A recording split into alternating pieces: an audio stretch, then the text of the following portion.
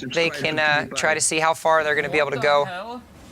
Judging by there's only 18 people left, as long as they have the syringes here, it's unlikely they're going to find, kind of a secondary party this far out in the circle at this point of the game. It is possible, especially if they have some of the more mobile legends on their squad, but for now I think it's pretty reasonable here. And as you see, just purely off of Crafty alone, he has 4 syringes, which is more than enough to get him and the entirety of the squad back to full HP. And it actually looks like this is the loadout as far as legend composition that I think we're going to see the most of today. The Wraith, the Bangalore, as well as the Bloodhound. Because of the Bloodhound Bangalore synergy that we can talk about till we're blue in the face, but just the pure utility that they bring individually, and then having somebody on that playmaking Wraith to be able to flank around and create those better opportunities. Yeah, I feel like when I look at Wraith, she's like one of those few that balances between the skirmishing and kind of the fighting capabilities of the Bangalore, but then still on the utility aspect to some level too. And I love her as that kind of third rounding out between the two very skirmish heavy and synergistic of the Bloodhound and again the Bangalore. It's actually really cool when you think about the Wraith. When I was talking to Respawn yesterday, a lot of people kind of had these conversations about how broken, not broken that her tactical ability is in that phase. Apparently, in the early renditions when they decided to create her, it was 7 seconds long and you could shoot instantly. But the developers, in their gracious goodness as well as plenty of playtesting, realized that that might not be as fair. It might be a little bit more overpowering. So not only did they move it down to 4 seconds, I believe is what it is now, as well as creating animation when you come out. But if you're a Wraith main, when she comes out of that, when she comes out of the phase mode animation, she's actually clenching her fists and then comes out and releases her fists. So it's like releasing the frustration of being in this kind of like alternate universe. So it's like the little things like this that Respawn has really tried to kind of implement into the game and show that extra depth to it itself. It's a common trope with characters that travel between dimensions. They usually really wish that they weren't doing it, Yeah, no, they aren't happy with their burdens. Yeah, they definitely they wear, again, a burden that maybe they don't want to be able to have, and it feels like their life is literally, can they overcome said struggle? And right now, it feels like at least Crafty and friends are able to do so. They only have 3 people left, already popping Beast of the Hunt. We got very few opportunities that anybody could be that wide. Great flank up the rock. Pops 2 with the Peacekeeper, finds one in the track. And this is actually really interesting. Scouting and then choosing to use the upgrade there with the choke and volunteering what target you want. This is one of the few moments that you can do that due to Beast of the Hunt here. Great play coming out from Crafty. I mean, color me impressed after that transition there. He just ran. And then we got full scout as you see the footprints there onto the ground. Just regardless. He's been playing pretty well. Crafty got 15 kills in their last game. He's sniffing. He knows. Yeah, I think he's just whipping around. The Hound. You smelling that? Yeah. Smells like He's 100% pumpernickel. back to his teammates. Really? Thirst? Why Does not? death smell like pumpernickel? No, it smells like death. It doesn't. Pumpernickel smells like pumpernickel. I don't know. We smelled the same thing, but we had very different results. So, interesting. Team MDK has switched to Gibraltar, so we do have somebody playing Gibraltar. North American We got it, Jimmy. And that means that now every character has been represented in some way, shape, or form. I got the fast kill backpack. A lot of loot here to choose from. What do we end up landing on? Still the choke.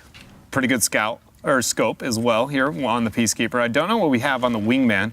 Ideally, you'd like any kind of magazine increase. Where's this guy go, man? And, basic scoping, you feel pretty good. Thing goes up the hill. He's got a full loadout here. He doesn't have the one-time digital threat that I think everybody wants to have at some point or other. But he does have the Skull Crusher piercing hop up, which is extremely important if you want that extra damage and you're able to hit those headshots. Yeah, Disrespect actually now backing to shield and heal, but the rest of the squad's still willing to push up. The Broys have crossed into the 100-point club here. Only 7 points behind Kings Canyon.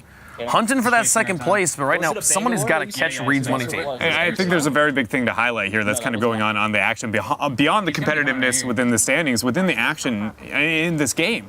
Dr. Disrespect is completely kind of isolated from the rest of the squad, while Crafty has some kind of poke onto a different end. Dr. Disrespect was able to survive, and it feels like able to bring his HP back to full and join with the rest of the team, but for a moment there, it felt like they were going to just kind of get pincered right through the squad. You can't seem to find this enemy. We'll tell you how this game ends, and if you want to follow all the action, go and jump on to Crafty Stream. Go follow Viz. Go check out Dr. Disrespect. Right now, I want to go jump up with some people we haven't seen yet today. Here's Team Papega. This is Lyric, Shorty Guy, and Seagull, who have been doing pretty good and are really creeping up on Disrespect the Craft.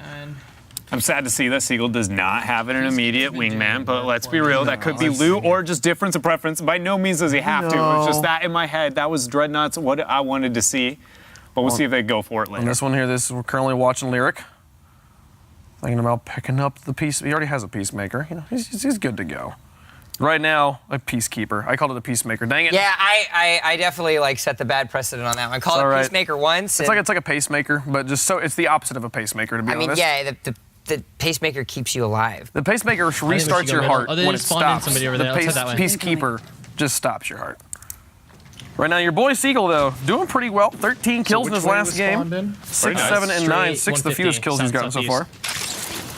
The one thing I will say about Seagull, you know, I've gotten to watch a bit of his stream in the past, and again, you guys have the opportunity to tune in with him, but a few times I've been able to meet him, just a very, very kind and, you know, cool guy to be able to hang out with, and I feel like it translates over to stream as well, so sure to check that out, guys. Same thing for Shorty Guy that you have on the screen right now as well. Very genuine individual, plays a lot of different games, known for some of his Rainbow Six. Of course, he is one of the trio of Giant Waffle, Lyric, as well as Shorty Guy himself that have played a numerous amount of games, specifically Rust, Minecraft, all the like. They definitely love those survival style games that you can kind of have a little bit of fun with. Now he finds himself off in really good lighting. I don't see him, but Yeah, no, I love his setup. I love the symmetry of the lights that are behind him, too. Like, gets the full purple look going, but then has a nice orange as well. It's a very solid setup.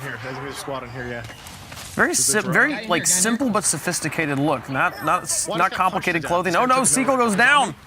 Go help him, Shorty. Lyric looks like he's trying to pressure up to be able to help him. Help him, Lyric. He's still revivable technically for a short period of time, now only recoverable on the banner. Oh, but he's reviving him. He's getting Seagull back up. You see the wingman trade, actually almost no damage taken here by Short Man.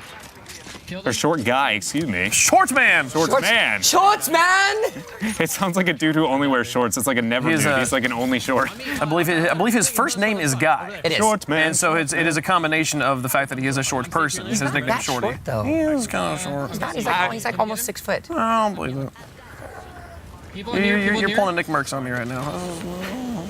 I'm just saying, I'm a slightly above average human being, and both of you make me look like a short guy. So I think that was one of the greatest redeeming features is when we have when we're standing in front of the rosters and we both actually can like look each other in the eye. We're just normal people Yeah, we're now. just normal-sized people. Come over and hang out with us. But oh no! You said the shots were gonna hit. Well, just in time.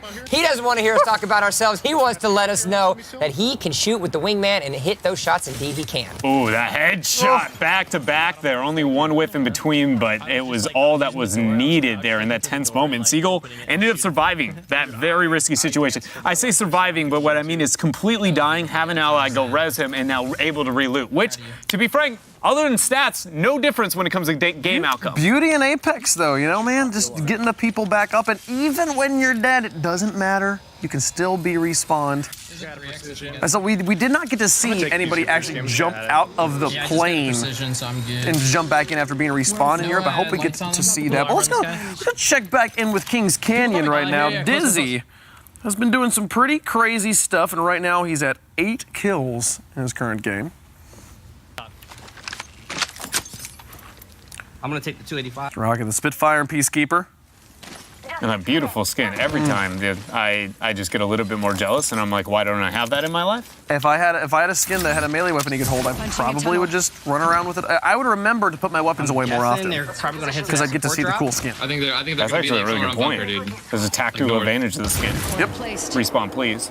A really cool thing about this as well is watching the proficiency of how quickly they're able to loot, and a huge component of that is specifically with what Apex Legends is actually able to do when you're swapping over to attachments. Because the game automatically puts attachments in there, it makes these high APM players that can click through able to get themselves an upgraded piece of equipment and then go right back. A huge component of that, of course, is Sean Slayback himself, the weapons designer for Respawn. And if anybody wants tips, the man is always on Twitter throwing weapons tips. He was actually throwing the ones about the digital thread out there and kind of giving everybody and dropping the knowledge. And as a result, you can see how much better these players are able to loot and go because of these little tiny things that he did when he made all these weapons. Summit Josh and Babai, and also Disrespect the Craft jumping in to that 3-digit club now. A tight race for third places. Kings Canyon starting to pull away a little bit, but Reed's money team as well, really making that distance up right now. The one thing I was going to say I'm impressed with here is we've been trying to keep some of the momentum and the idea of who's going to get in the groove and like how that looks, right? And it felt like for the moment there, the Broys were skyrocketing. You know, Shroud and Friends were really able to kind of step their game up. But then we actually saw that Visrespect and Friends actually now seem to be finding their groove and kind of rejoining here. It's an interesting decision to kind of stop halfway up the lift there out from Dizzy. I can get to Richard. Yeah. Well, right now, Yeah, I'm ballooning over. Shroud, the player that is, there's so much hype around, and rightfully so. He's an absolute monster. He's been having a bit of a quiet day, only averaging 6 kills a game. Both his teammates averaging at least 7. You know, there's an interesting kind of idea that might come around that, right? And, you know, when we watch Shroud more often than not, how often is he paired with 3 debatably equally skilled players, right? You only have so many enemies that you can kill. And what if that's a situation of, you know, when you put greatness with greatness, it just kind of looks average, right? And that's clearly not saying that he is an average player. No, but it kind of taking away from his lethality that we kind of have known to expect from him. I'm not saying that is the case, but it's something that might be coming to light. Could be possible here. Meanwhile, while all of this is going on, Ninja tries to jump across the roof of the building to scope something out and immediately gets tagged up. He's forced to use a shield battery. He's going to take down one. Thankfully, he's got a giant magazine to Spitfire. He's going to swap over, but he gets tapped on the face. He's going to get knocked down. That's going to be the full takedown. Now, there is 90 seconds for his teammate to get that recovery. You can hear him communicating with his team and saying, guys, I'm going to need to respawn. Yeah, that was a really clutch moment there. You could understand the crouching to go for the swap. I think he didn't have the immediate shot after the swap when he actually revealed himself quite yet. The animation was just finishing.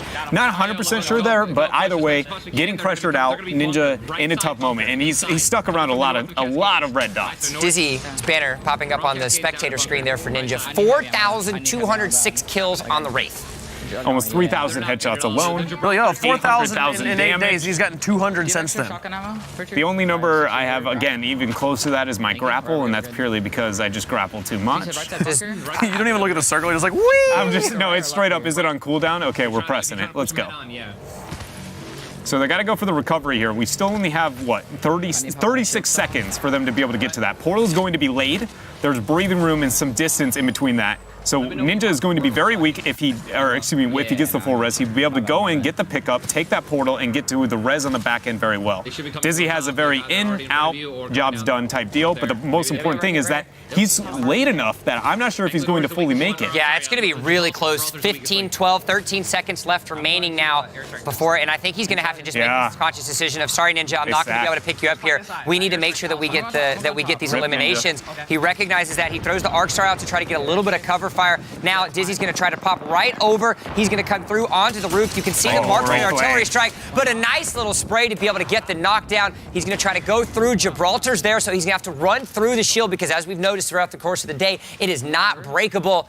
And he's going to have to rotate himself around and see if King Richard can help out. Yeah, they haven't found him quite yet. They're both stacked on together. Found him in the corner. Wraith unable to make it out.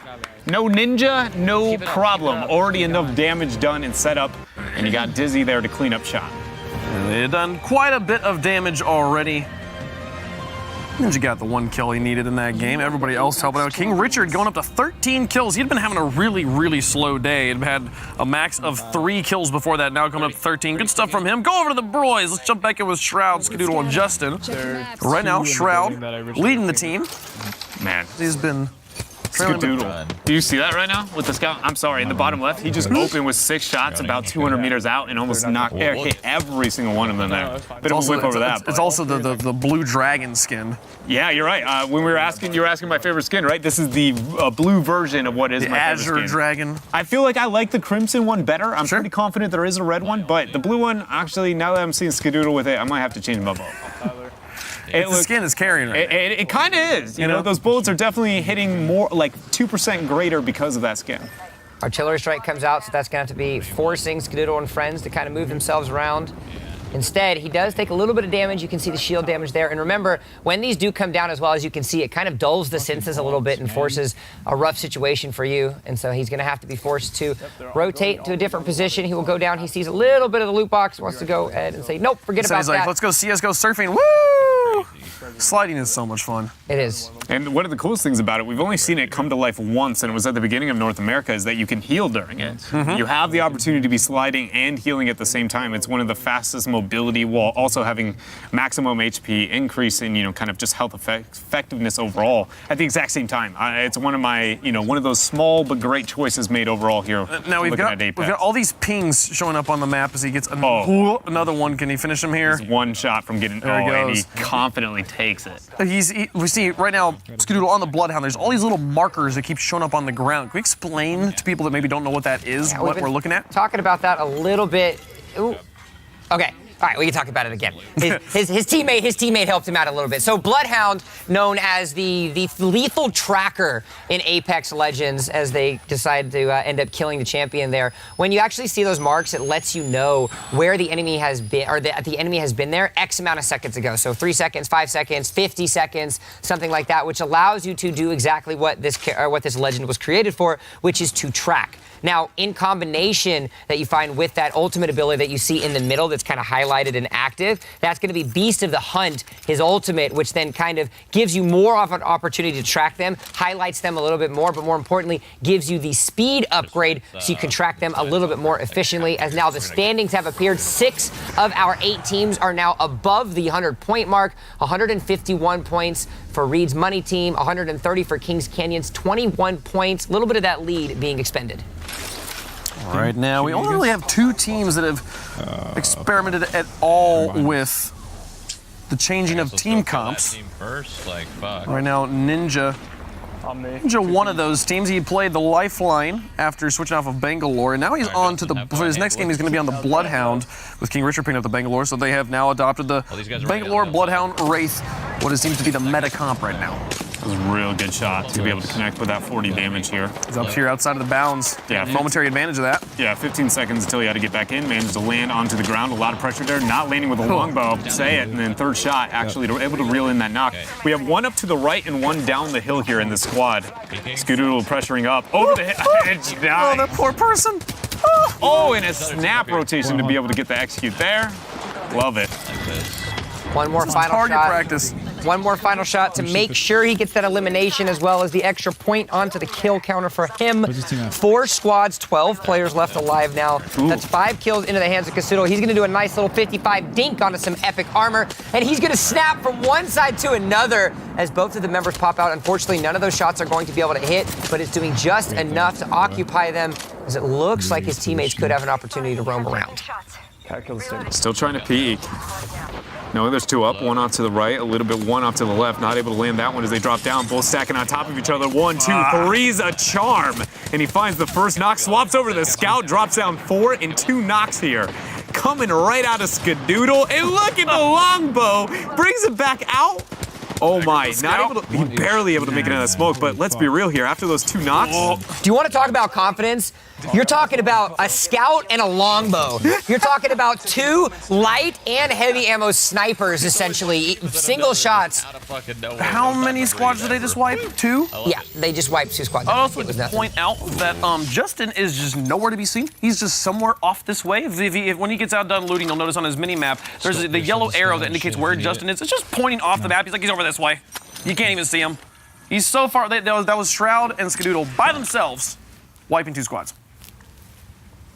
Impressive. So now 2 squads are left alive. If I'm not mistaken, taking a look at what the numbers were right before that question mark started to appear, it is a full squad of 3, which now is an opportunity for them to have 3 more kills to their counter, as well as the potential 5 if they end up winning this match. If I'm reading Skadoodle's minimap correctly, every time he flashes it up for like 30 frames, Justin is on the entire other side of the circle. Yeah. Playing the let's cover as much area as possible. This is still a very large circle. We need to get out of these games as quickly as possible. So with this 1 squad left, it could be 1 person hiding in 1 building. We need to be able to find him. This Beast of the Hunt is going to be important. It could be huge if he finds the guy right now. Well, and every second that you're wasting looking for this last squad, these last members, is time that's coming off of the clock. We saw actually at the end of the European block what this was a problem that teams were running into. With a couple players left remaining, you're not actually able to finish them off. off, those are minutes wasted. Those are points that you're not able to acquire. And I actually really like that call, especially if you're going to send out a quote-unquote scout in these type of circumstances, right? Who are you going to send to do that? Somebody with a portal to be able to get you closer, and with an iframe to be able to survive a all-in initiation 3 versus 1. You legitimately can almost not choose a better legend to have that, to be that kind of, I'm going to be that rogue agent, if you will. I'm a fan of the Pathfinder in that area too, only because of his mobility, but let's be real here, you can't just nope out of a fight the same way a Wraith can. I mean, you're a fan of the Pathfinder in general. I am, but I'm trying to not put my bias in there, right? Objectively, he is good in these moments. They have spread so far out as the point total's coming in. Kings Canyon's continuing to creep a lot closer to Reed's money, and this respect 1 point ahead of the Broys right now. They really could get this win. It would really help push them up. But Pepega 1 point behind them. Such a close race right now for third. We're gonna have to clear every house, I guess.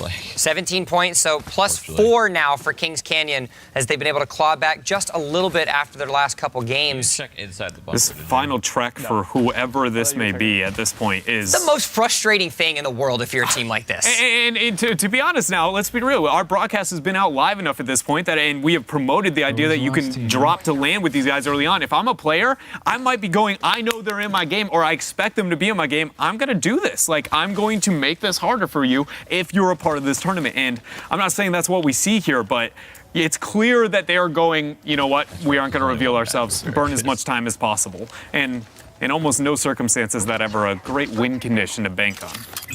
Scanning the area. You can hear him talking, bro. Where is he? Never Bro, lucky, apparently. what's going on? Never lucky. And yeah, you want ultimate accelerants, I feel like, for your Bloodhound here. This is one of the few moments that I actually think we've seen an objective, priority onto somebody other than a lifeline for ultimate accelerants. Late game, Beast of the Hunt. You want that as much as you can if you are, confident in calling out your opponents that you're better than them. Yeah, you got to be able to find these people, especially when time is money. It's not about how many games you play, it's about how many games you can Time get is in. literally money in this Literally game, too. money. Let's be real. Time is literally money in this situation. Pleb. Where the fuck I am? I don't know, where are you? I was going to say, that's what we're saying about that other squad member right now, aren't we, Shroud? The death box not allowing the door to open. Just get pissed off of it and kick it. But I love how you have to kick it twice. It's like once, and then it's like, all right, the door won't open. All right, screw this door. The whole second time just to break it through. Well, I feel like they've been all This guy over knows. this map. He I mean, find these that people. we- Where he knows are that they? we- We're, played what, the I'm going to time. say my internal clock is saying like 15 seconds out from Bloodhound ult, and that's when we're going to find it, I think, if ever.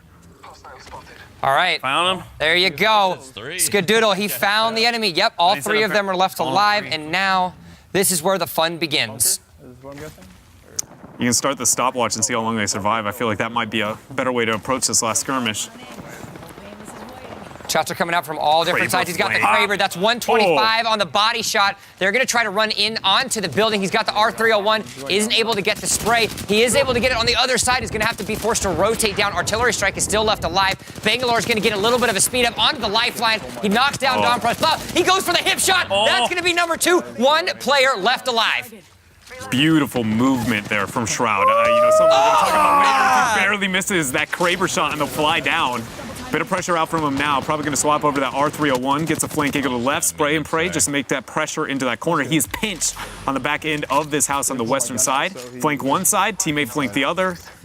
And Skadoodle and Shroud feel like they are about to close this round out. I do like this decision by him, though, to not over-aggress and go into the mark. He actually decides to heal up onto the shield battery first because he knows he doesn't want to stake anything to chance. He wants to make sure it's there, but it doesn't matter. Champion banner pops up. The Broys get themselves a win. I think he used a finisher there? He did, actually. And win the game. And I know this is a couple of seconds ago, but I talked about the movement you saw out of Shroud. The biggest thing was not only was he able to move between two those gas tanks twice and actually spray a couple of shots in between that, but then the second he breaks line of sight, he immediately lifts up. The Bloodhound thinks he's going to match him in a 1-to-1, sprays into the lifeline, and then turns the corner after the Bloodhound realizes he has completely misread. That was a full just movement alone, beyond the fact that he can point and click and shoot like Shroud can. Movement carried him there. A master class in motion and positioning from the Shroud Meister. And now back over with Dizzy at 11 kills again.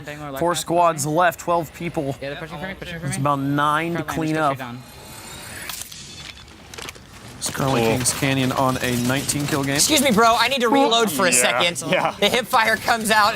Dizzy able to get himself another elimination. It doesn't matter. It's always the worst feeling in the world when you're on the other side of that. When you're on the other side of that fight and you see someone reload completely, and he's able to get himself another one. There's 3 squads left alive now for Dizzy and his crew. Continue to clean up. Oh man, more of them. It's like, hey, come over. We're over here. Please. I'm healing. He's able to make it out there with the iframe and heal up. Shield battery comes out. He gets his full shield left alive. He's going to have to go. Now, he has to be careful with both of these clips, and that's going to be a big thing because he's only got 55 plus 43. That's going to be 98 left alive. But he's going to hop over to the edge. He's going to get 1 knockdown on the assist. Another elimination to secure the kill. 2 squads left alive now for Kings Canyon. That was just Craigasm, dude. My goodness, that was very good positioning and rotation there coming out from King. That's the second time we've seen this team, very skilled players make rotational advantages that add to shooting advantages. And I know that's, something everybody aims to do, but I think it's a big thing to point out is that these players, we know them to be legendary shooters, but how often do you look at what if they're just outmaneuvering these players? And it feels like almost 80% of the time that is the circumstance. And you want to talk about maneuverability? You want to talk about the maneuverability of slow and steady. They have clawed back Kings Canyon within arm's reach of Reed's Money team. 161 to 152 respectively for the first and second place individuals. 9 points are left remaining, and now if they can get these last 3 kills as well as the win, that's going to give them 8 points and with them make them 1 point away from the first place. I want to talk about the speed, violence, and momentum of this respect. The Craft starting to actually make that pull away from the other teams. There was that nice deadlock battle for third place as they right now have their last game 17 kills from Vis and 12 from Real Crafty, 6 from Dr. Disrespect. 35. 35? 35 bomb That is in the the lobby. new That's the new record. leader right now. And I feel like Team Papega's is somebody we got to shout out to. Yeah. I feel like they were sitting like right where the gap was going to start forming as we get a couple hours deep and actually broke that and now are competing with the boys. Their last game, you want to get this? Lyric had 11 kills, Shorty had 12, and Seagull only had 4. Ooh. Lyric getting involved. Still a 27 bomb for your team. That's a huge amount of points. Add the win as well. 32 points added to the. If you can average 30 points, I think if you can average 30 points a game, that's pretty good, and you're going to be in. You're going to be in the top 4. Yeah. Ooh. You see a tango there in the Cascade section there. Oh, you can hear the shots coming out. The Spitfire is going to get through. You can see the Legend kill leaderboards on to the right side. But while all of this is going on, it's the last opportunity. Oh, his teammate's going to go down, but it doesn't matter. Dizzy picks up the final kill. That's going to be another 5 points. They are within striking distance of Reed's Money team. We talked about how amazing it was that Dizzy was getting like 500 kills on Wraith a day. He's gotten 75 on her this tournament. Thank you guys so much. Like he's almost to 100. He's almost to like half of his daily quota, just in a tournament. 16 kills. 33. 33. You heard him say it. And Dreed